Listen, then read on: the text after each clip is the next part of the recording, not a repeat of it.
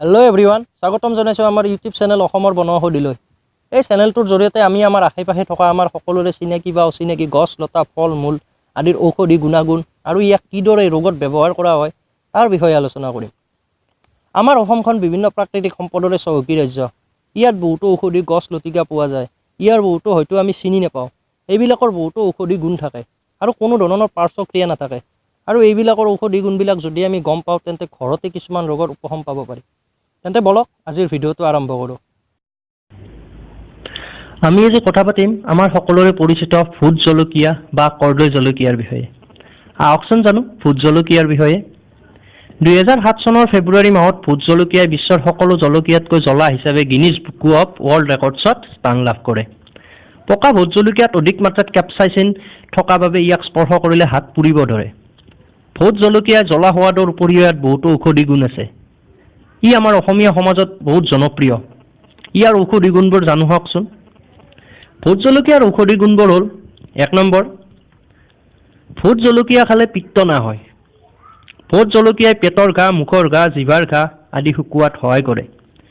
প্ৰতিদিনে 5 গ্ৰামমানকৈ ভোট জলকীয়া খালে পেটত যেনেকুৱাই ঘাঁ নহওক কিয় সোনকালে ভাল হৈ যায়। 2 নম্বৰ, ভোট জলকীয়াই খাদ্য হজম হোৱাত সহায় কৰি পাচনতন্ত্ৰ সুৰক্ষিত কৰি ৰাখে। 3 নম্বৰ, গাৰ বিষ বেদনা আদি থাকিলে প্ৰতিদিনে ভোট জলকীয়াৰ ৰস অলপমান মৌৰ লগত মিহলাই খালে সুফল পোৱা যায়। 4 নম্বৰ, স্নায়ু দুৰ্বলতা থকা লোকসকলে প্ৰতিদিনে ভোট জলকীয়া খোৱা উচিত, কাৰণ ভোট জলকীয়াই স্নায়ু সবল কৰি তোলে। 5 নম্বৰ, ভোট জলকীয়াৰ ৰস, ব্ৰাহ্মী শাকৰ ৰস আৰু টেঙেচীৰ ৰস সম পৰিমাণত মিহলাই নিয়মিত খালে স্মৃতিশক্তি বৃদ্ধি হয়। 6 নম্বৰ, ভোট জলকীয়াত মানুহৰ শৰীৰৰ বাবে প্ৰয়োজনীয় যেনে ভিটামিন, খনিজ লৱণ আদি কৰি বিভিন্ন উপাদান পোৱা যায়।